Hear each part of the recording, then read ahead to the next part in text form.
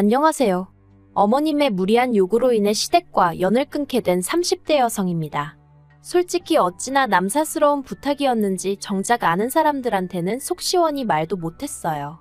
그런데 그냥 저만 알고 있자니 황당하기도 하고 어이없기도 하고 속도 상하고, 그래서 에라 모르겠단 심정으로 하소연이나 할까 하고 여기를 다 찾아왔습니다.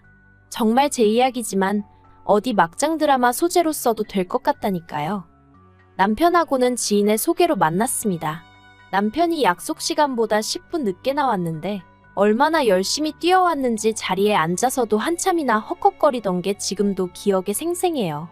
그래서 제가 좀 일찍 나오시지 그러셨냐고 핀잔을 주었더니 폐지 줍는 할머니를 도와드리다가 늦었다고 하더라고요.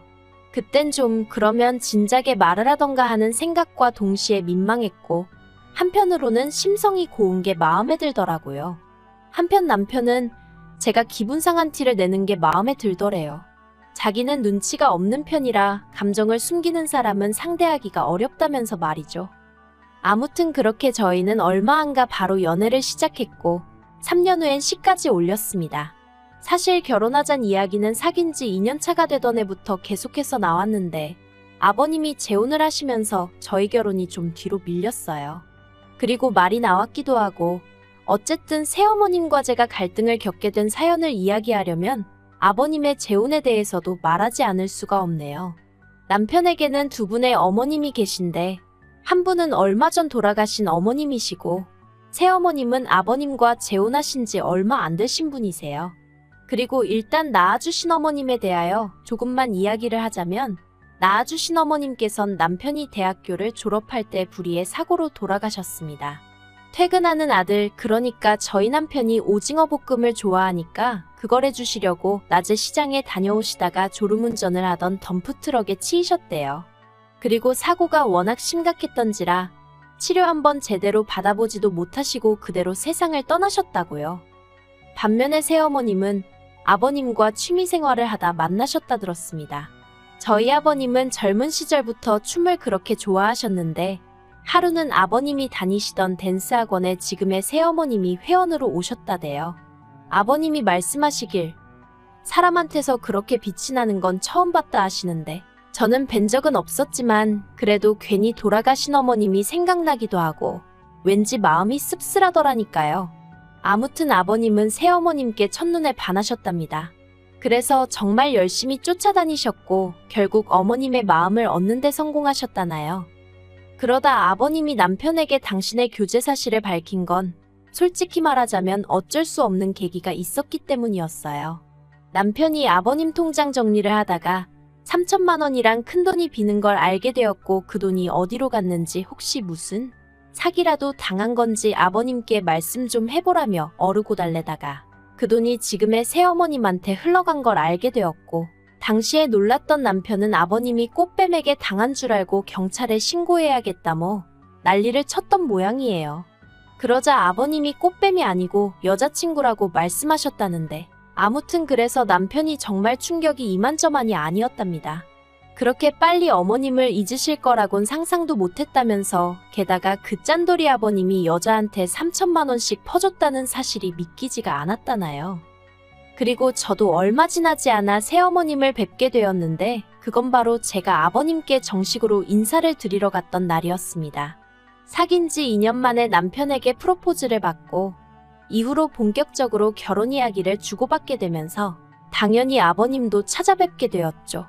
참고로 예전에도 식사는 두세 번 같이 한 적이 있었지만 그땐 어디까지나 여자친구였지 한 가족이 될지 안 될지는 모르는 상황이었어요.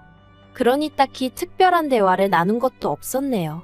한편 약속 당일 자리에 나오신 아버님은 혼자가 아니셨습니다.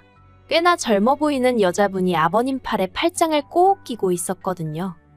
이미 남편에게 들어 아버님께 교제 중인 여자분이 계시다는 건 알고 있었지만 제 예상보다 훨씬 젊은 여자분을 보고 좀 당황했던 게 사실이에요. 그리고 이건 저뿐만이 아니었습니다.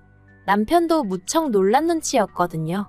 하지만 아버님만큼은 뭐가 그리 좋으신지 혼자서 싱글벙글. 아무튼 그렇게 네 사람이 마주 앉았고 이런저런 대화가 오가기 시작했습니다. 그런데 문제는 호칭이었어요. 아직 두 분이 결혼을 하신 게 아니니 어머님이란 호칭은 가당치도 않았고, 그렇다고 여사님이라고 부르자니 너무 젊고, 그렇다고 언니라고 할 수도 없고, 그리고 제가 이런 고민을 할 정도였으면 저희 남편은 어땠겠어요. 남편을 힐끗 쳐다봤는데 아니나 다를까 남편도 난처한 기색이 역력했습니다. 그래서 저희는 가능한 그분을 부르지 않고 조심스레 대화를 이어갔는데 그게 아무래도 아버님 눈에 무척이나 거슬렸던 모양이에요. 아버님이 굉장히 못마땅하신 표정으로 당신하고 진지하게 만나는 사람인 만큼 예를 갖추라고 호통을 치셨으니까요. 그런데 문득 그런 아버님을 보고 있자니 저도 짜증이 확 나는 거예요. 뭐랄까.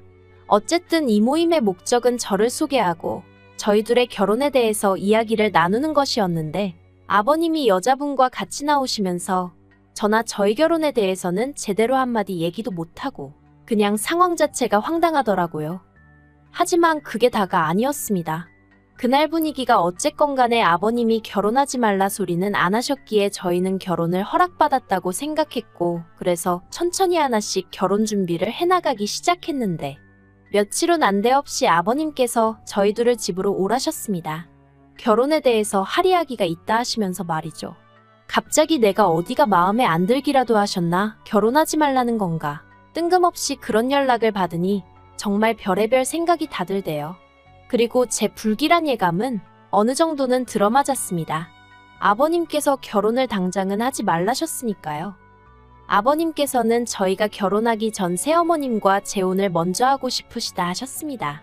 그래야 저희가 결혼할 때 혼주석에 새어머님이 앉으실 수도 있고 화촉점화도 하고 비록 남편을 낳아주시고 길러주신 어머님은 아니지만 그래도 당신과 결혼하면 남편에게는 어머니가 되는 게 맞으니 기왕이면 그런 경사스러운 날 어머니 자리에 앉으면 좋지 않겠냐는 저로서는 납득 안 되는 이야기를 하시더라고요.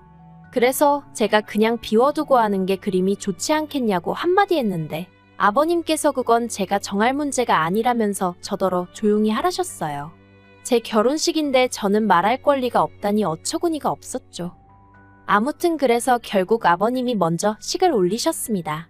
아버님은 재혼이셨지만 새어머님은 초혼이란 이유로 식도 정말 거하게 치르시대요. 솔직히 저는 아버님이 새로운 출발을 하시겠다는 게 잘못된 건 아니지만 그래도 이렇게까지 삐까뻔쩍하게 할 일인가 싶은 게 제가 꽉 막힌 건진 몰라도 왠지 남들 보기가 좀 그렇더라고요. 정작 당사자인 아버님은 신이 나서 그런 건 안중에도 없으신 눈치였지만요. 남편도 이때는 자포자기한 눈치였어요. 말린다고 말려질 분들도 아니고 그러니 좋은 게 좋은 거라고 두 분 금슬 좋은 게 어디냐? 노년에 마음 맞는 사람하고 같이 늙어가는 것도 복이지 않냐? 우리 아버님은 참으로 복받으신 양반이다 그렇게 생각하자 했죠. 그리고 정확히 1년 뒤 저희도 마침내 식을 올렸습니다. 그런데 아버님이 저희 결혼할 때 1억을 준다 하셨는데 막상 때가 되니까 얼렁뚱땅 횡설수설하시며 딱 3천 주시더라고요.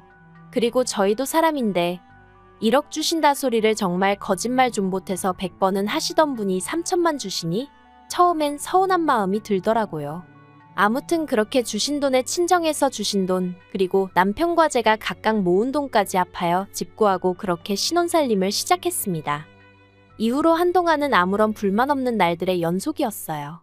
다른 시집간 친구들은 시부모님이 툭하면 보자고 한다고 그래서 남편이랑 둘만의 시간이 없다부터 시작해서 친정 갈 틈이 없다 매일같이 시부모님을 만나니 같이 사는 기분이다. 정말 별의별 소리를 다 했었는데 그 모든 게 저에게는 하나도 해당되지 않았거든요.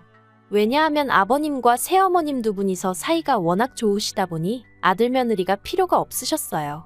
어쩌다 저희가 식사 같이 하자고 먼저 연락이나 드리면 그때나 한번 볼까 말까였지. 먼저 찾아오시고 그런 것도 없으셨습니다. 그리고 여담이지만 아버님 말씀이 집에서 아무것도 안 하고 새어머님만 보고 있어도 좋다 하셨거든요. 그러자 남편이 씁쓸한 표정으로 돌아가신 어머님 생각은 이제 하나도 안 나는가 보다고. 어쩌면 저렇게 환하게 웃으실 수 있는지. 내 아버지지만 신기하기도 하고 그렇다고 그러대요. 그래서 제가 남편더러 그랬죠. 언제까지 처져 계시는 것보다야 낫지 않냐? 어떤 상황이든 좋은 쪽으로 보고 좋은 쪽으로 생각하자고요. 그런데 이걸 정말 어떻게 말을 해야 하나 싶은데 제가 결혼한 지 반년 만에 아이를 가졌거든요. 그래서 양가에 알리고 축하받고 뭐 난리도 아니었는데 정확히 2달 후에 새어머님도 아이를 가졌다는 소식이 들려왔습니다. 처음 그 이야기를 듣고는 전 제 귀를 의심했어요. 아버님 연세가 있는데 어떻게 아이가 생겼다는 건지, 그게 가능한 건가? 정말 별별 생각이 다 들더라니까요. 아무튼 그래서 저와 어머님이 거의 2달 차이로 출산도 같이 했어요. 기분이 좋지가 않았죠. 그냥 모르겠어요. 신경 쓰지 않으려고 해도 어머님이 뒤에서 계속 쫓아오는 기분이었다고 해야 할지. 그리고 곰곰이 되짚어 볼수록 이게 보통 일이 아니더라고요. 어쨌든 비록 엄마는 다르지만 남편에게는 동생이고, 그럼 저에게는 아가씨인데, 저랑 30살도 넘게 차이 나는 어린애한테 아가씨 소리를 해야 한다고 생각하니 처음 새어머님 만났을 때 뭐라고 불러드려야 하나 고민할 때랑은 비교도 안 되게 속이 답답하더라고요. 게다가 또 저희 딸한테는 아가씨가 나이는 동갑인데 호칭은 고모더라고요. 잘못된 건 아니었지만 애 입장에선 퍽이나 난처하겠구나 싶었죠. 하지만 이게 전부가 아니었습니다. 저를 더 미치게 만든 일은 이후에 벌어졌으니까요. 어머님이 워낙에 노산이시다 보니 고생을 많이 하신 건 사실이에요. 그렇게나 자연분만을 하고 싶어 하셨는데 병원에서 안 된다고 해서 제왕절개하셨고, 그 와중에 피를 너무 많이 흘려서 수혈도 받으시고. 그런데 그건 냉정하게 말하면 어머님 사정이잖아요. 그걸 제가 어떻게 보상해드릴 일은 아니었다는 거죠. 하지만 어머님은 너무너무 힘드셨다면서 조리원에서 나오시기가 무섭게 저희 집을 찾으셨고, 저더러 아이 하나 키우나 둘 키우나 다르게 뭐가 있냐며 쌍둥이 애들 키운다 생각하고 어머님 딸, 그러니까 아가씨랑 저희 애를 저더러 도맡아 키우라셨습니다. 황당하대요. 그 자리에는 아버님도 계셨고 남편도 있었지만 그런 새어머님의 말도 안 되는 이야기를 제지하는 사람이 없다는 것도, 그리고 별일 아니라는 듯이 얘기하는 새어머님도 다들 제정신이 아닌 것 같았어요. 생각할수록 화나고 열받고 황당하고, 도무지 단어 하나로는 그때 제 안에서 끓어오르던 분노를 표현할 수가 없네요. 그래도 저는 최대한 좋게 거절하려 했습니다. 그저 저희 애 하나 키우는 것도 지금 힘들어 죽겠는데 아가씨까지 제가 어떻게 키우냐. 제 입장도 생각 좀 해달라, 그렇게만 얘기했죠. 그랬더니 아버님이 며느리도 자식인데 효도해야 할 거 아니냐입니다. 그러면서 네 시어머니 고생하는 거 안 보이냐고, 고생을 해도 젊은 네가 해야지 시어머니더러 하게 하는 게 맞냐고 화를 내시는데, 아니 그 고생 저 때문에 하시는 거 아니잖아요? 막말로 저희 애를 대신 낳아주신 것도 아니고. 그래서 아버님더러 2분이 좋아서 낳으셔놓고 왜 저한테 이러시냐, 억지 좀 쓰지 마시라 했죠. 그리고 결국 어떤 결론도 나지 않은 채로 저와 남편은 집으로 돌아왔습니다. 그리고 저는 이 정도로 싫다는 의사를 밝혔으니 아버님이든 새어머님이든 더는 이 일로 저를 힘들게 하지 않으실 줄 알았고요. 그런데 정말 답이 안 나온다는 게 이런 걸 말하는 거였을까요? 모처럼 날씨가 좋았던 주말이었습니다. 남편하고 같이 밀린 집안일도 하고 애도 보고 그러고 있었는데 시부모님이 연락도 없이 아가씨를 데리고 왔더라고요. 그리고는 단판을 지으러 왔다며 정말 아가씨 안 키워줄 거냐입니다. 어찌나 태도가 당당하던지 저는 무슨 빚쟁이가 돈 받으러 온 줄 알았다니까요. 제가 몇 번이나 말씀드렸다, 못 봐드린다 했습니다. 그랬더니 아버님이 그러면 당신 죽을 때 재산은 전부 다 아가씨한테 줄 거고 저희 남편에게는 땡전 한 푼 안 줄 거라며 그래도 상관없냐는 거예요. 정말이지 아버님한테 이런 표현은 쓰고 싶지 않았지만 치사하고 더럽고, 그런데 그때 남편이 이미 재혼하시고 결혼자금 줄여서 주실 때 어느 정도는 눈치챘다며 안 주셔도 된다고 딱 자르더라고요. 저희들 능력으로도 얼마든지 먹고 살만하다면서 이렇게 돈 몇 푼으로 자식들 굴복시키려고 하시는 거, 이거 보기 안 좋다며 이런 이야기라면 앞으로 꺼내지 마시라고 정말 딱 잘라버리더라니까요. 그러자 아버님도 더는 꺼내 보일 패가 없으셨는지 그때부턴 그냥 욕만 계속하셨어요. 부모고 동생이고 안중에도 없냐면서. 그런데 제가 보기엔 오히려 아버님이야말로 여자한테 홀려서 자식이고 뭐고 안중에도 없으신 분 같았는데 말이죠. 아무튼 그렇게 아버님과 남편이 큰 소리를 내며 싸우지, 새어머님은 아버님 뒤에 숨어서 괜히 서럽내서 오나네 소리나 하고 있지, 애들은 울지, 정말 정신이 나가는 줄 알았습니다. 그리고 결국 남편이 앞으로도 이런 모습을 보여주실 거면 그냥 연락하지 말고 살자고 하더라고요. 자기가 기억하는 아버지는 이런 사람이 아니었다면서. 그리고 이후로는 정말 어떠한 연락도 오고 가질 않고 있어요. 그리고 저는 솔직히 이 상황 자체가 마음이 편하지만은 않아요. 제가 조금만 마음을 넓게 썼더라면 그래도 부자지간이 연을 끊는 일은 없지 않았을까 하는 생각도 들고, 하지만 그래도 여전히 아가씨를 키운다는 건 엄두가 나지 않네요. 그리고 누가 그러더라고요. 일단 제가 키우기 시작하면 결국 저희 딸이 어떤 식으로든 치이게 될 거고 나중엔 막말로 아가씨 몸종되는 거라고. 그리고 그 이야기를 들으니 아닌 게 아니라 소름이 쫙 끼쳤어요. 어머님 아버님 등살에 모르긴 몰라도 당장 저부터도 저희 딸한테 이해하라 참아라 양보해라 하면서 아가씨부터 챙기게 되진 않았을까 싶거든요. 아무튼 마음이 불편하긴 하지만 그래도 옳은 결정이었다고 생각하려고요. 부자지간이야 시간이 흐르면 해결될 수도 있고 안 될 수도 있고, 하지만 어쨌든 저에게 필요한 건 제 남편이고 제 딸을 지켜줄 아빠지 아버님 비위에 거슬릴까 절절매는 아버님 아들은 아니니까요. 그런 면에서 남편에게 고마울 뿐입니다.